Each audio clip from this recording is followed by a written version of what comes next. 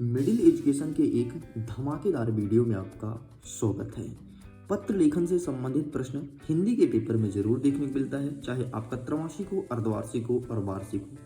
इस वीडियो में हम पत्र लेखन का एक ऐसा तरीका देखेंगे, एक ऐसा फॉर्मेट देखेंगे जिसके माध्यम से सभी प्रकार के पत्र को लिख पाएंगे और बहुत अच्छे नंबर भी आएंगे। जैसे कि हम अपने अध्ययन को आसान बनाने के लिए पत्र को दो भागों में बांट लिए हैं कि एक होता है आपका औपचारिक पत्र और दूसरा होता है अनौपचारिक पत्र। अब औपचारिक पत्र का मतलब क्या होता है? अगर हम ऐसा कोई पत्र जो सरकारी संस्था के लिए लिखते हैं उसे कहेंगे औपचारिक पत्र, और अनौपचारिक पत्र का मतलब ऐसा कोई पत्र जो कि हम अपने भाई बहन के लिखते हैं, अपने दोस्त के लिए लिखते हैं, इसे अनौपचारिक पत्र कहते हैं।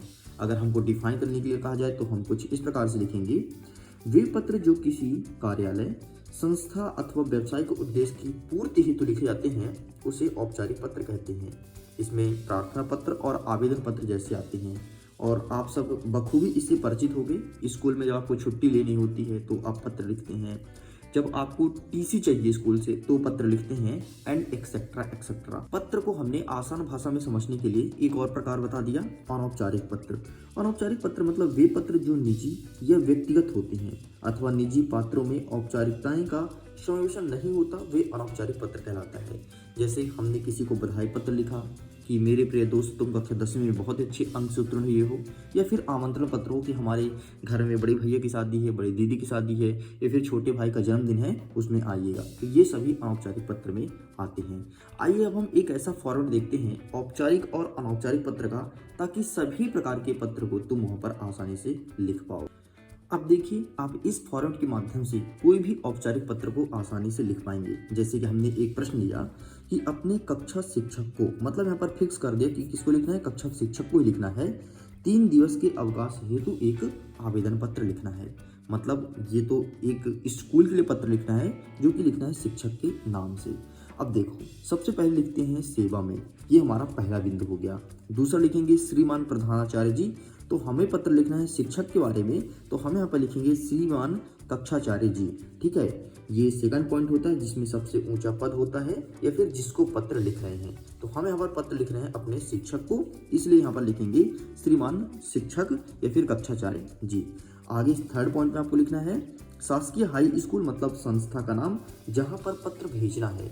जहाँ पर पत्र भेजना होता है वो हम हमेशा तीसरे लाइन में लिखते हैं, और अपने शहर का नाम चौथे बिंदु पर लिखते हैं। जैसे हमारे शहर का नाम यहाँ पर लिखा गया है तो आपको चौथे बिंदु पर लिखना पड़ेगा।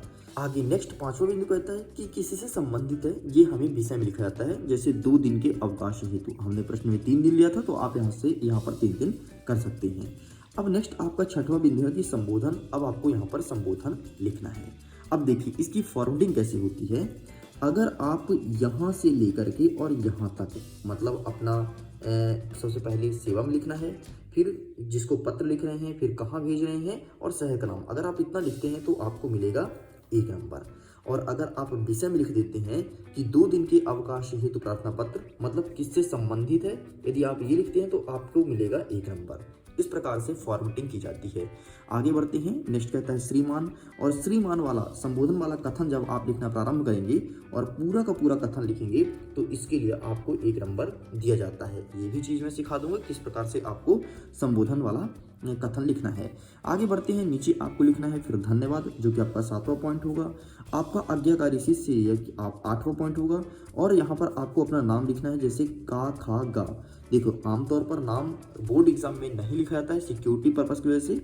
तो अगर आप बोर्ड एग्जाम की एक कॉपी लिख रहे हैं तो वहां पर आप नाम ना लिख करके बल्कि का, खा, गा या फिर आवा, सादा जैसे शब्दों का उपयोग कर सकते हैं। अब आपको अपना कक्षा लिखना है 10वां बिंदु पर, और आपका जो भी रोल नंबर हो यहाँ पर आपको रोल नंबर लिखना है। ये रहा आपके औपचारिक पत्र लेखन का सही फॉर्मेट। और अगर इसी प्रकार से आप पत्र लिखते हैं 4 में 4 नंबर जरूर लेकर के आएंगे। पहला बिंदु देख लो, और इतना लिखने पर 1 नंबर मिलेगा। दूसरा बिंदु आपको यहाँ पर 1 नंबर देगा। तीसरा बिंदु आपको यहाँ पर 1 नंबर देगा, और चौथा आपका अंतिम में 1 नंबर देगा। अब हम आगे बढ़ते हैं और देखते हैं कि हम मान्यवर में क्या लिखते हैं। तो मान्यवर सविनय नम्र निवेदन है कि मैं कक्षा 10वीं आ का छात्र हूँ, या फिर जो भी आपका सेक्शन हो, नहीं हो तो सेक्शन मत लिखिएगा। लिखेंगे कि मान्यवर सविनय नम्र निवेदन है कि मैं कक्षा 10वीं आ का छात्र हूँ, मेरी तबीयत खराब हो जाने के कारण मुझे 3 दिवसीय छुट्टी देने की कृपा की जाए। अस्तु श्रीमान जी से निवेदन है कि, और जो भी दिनांक चाहिए तो इस दिनांक से लेकर के इस दिनांक तक छुट्टी देने की महान कृपा करें, फिर बाकी ये प्रोसेस आपको करना है। मतलब छोटे से अपनी बात लिखनी है एक शॉर्ट कथन के रूप में, इसी लिखते हैं सेंटर पॉइंट में और इसके लिए भी आपको 1 नंबर दिया जाएगा। चलिए अब हम देख लेते हैं कि आखिरकार अनौपचारिक पत्र कैसे लिखते हैं। आपके सामने अनौपचारिक पत्र लिखने का सही फॉर्मेट, जैसे हमने एक एग्जाम्पल के तौर पर लिया कि अपने जन्मदिन पर आयोजन में सम्मिलित होने हेतु मित्र को आमंत्रण पत्र लिखना है। मित्र को बताना है कि हमारे घर में एक कार्यक्रम है, वहां पर आप आइए। तो पहला बिंदु आपको लिखना है प्रेषक पता।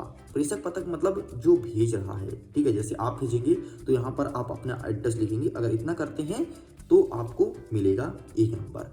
सेकंड पॉइंट आपको लिखना है प्राप्तकर्ता का पता, मतलब किसको पत्र भेजना है। ये दोनों को एड्रेस लिखने पर आपको 1 नंबर मिलेगा, मतलब इन दोनों की फॉर्मेटिंग से ही 1 नंबर दी जाएगी। ठीक, आगे बढ़ते नेक्स्ट। अब यहाँ पर संबोधन लिखना है, जैसे पूज्य माता जी, अगर आप पिताजी लिख रहे हैं तो पूज्य पिताजी, सादर प्रणाम।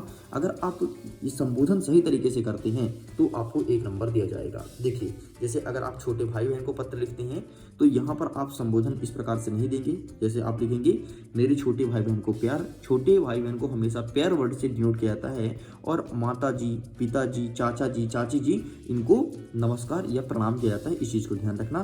तो संबोधन आपका सही होना चाहिए। फिर आगे अंदर आते हैं तो ये रहा आपका बॉडी।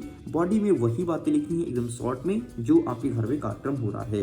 जैसे हमने एग्जाम्पल के तौर पर लिया कि अपने दोस्त को जन्मदिन के लिए बुलाना है, तो आप लिखेंगे कि मेरे प्रिय मित्र राम, मैं उम्मीद करता हूँ तुम सकुशल होगे और हम भी सर्वत्र कुशल हैं। आज हमारे घर में छोटे भाई राम का जन्मदिन उत्सव मनाया गया है, तो कृपया पधारने का कष्ट करें। बस इतनी सी बातें लिखनी है, मतलब अपने बातें एक शॉर्ट में लिखनी है, इसे कहते हैं बॉडी। और अंतिम में अगर आप लिखते हो कि आपका सुपुत्र या फिर आपका मित्र जो भी हो और अपना यहाँ पर नाम लिखते हो काखागा या आवासादा, तो इसके लिए आपको 1 नंबर दिया जाएगा। देखिए, अगर आप त्रैमासिक और अर्धवार्षिक का पेपर दे रहे हैं तो यहाँ पर अपना नाम लिख सकते हैं, लेकिन अगर आप बोर्ड एग्जाम की कॉपी लिख रहे हैं तो यहाँ पर नाम नहीं लिखिएगा। इसके स्थान पर आप यहाँ पर आवासादा या काका शब्द का उपयोग कर सकते हैं। इस प्रकार से पूरा का पूरा पत्र लेखन का फॉर्मेटिंग मैं बता दिया हूँ। मैं उम्मीद करता हूँ अब आसानी से आप पत्र लिख पाएंगे। सबसे पहले देखिए औपचारिक पत्र। औपचारिक पत्र में पहला प्रश्न, अपने विद्यालय के प्राचार्य को शुल्क मुक्त के लिए आवेदन पत्र लिखना है। सेकंड नंबर कहता है कि अपने प्राचार्य की शाला छोड़ने हेतु अर्थात स्थानांतरण प्रमाण पत्र के लिए आवेदन पत्र लिखना है। हमारा थर्ड नंबर कहता है कि कलेक्टर साहब को लाउड स्पीकर बंद करने हेतु आवेदन पत्र लिखना है। एंड फोर्थ नंबर कहता है कि नगर निगम पर एक आवेदन पत्र लिखना है जिससे नाली की सफाई व कीटनाशक दवाइयों का छिड़काव किया जा सके। तो ये सारे औपचारिक पत्र के प्रकार हैं और आपके प्रीवियस ईयर के पेपर में हर साल रिपीट होते हैं, इसीलिए इन सभी क्वेश्चंस को अच्छे से प्रिपेयर जरूर कीजिएगा।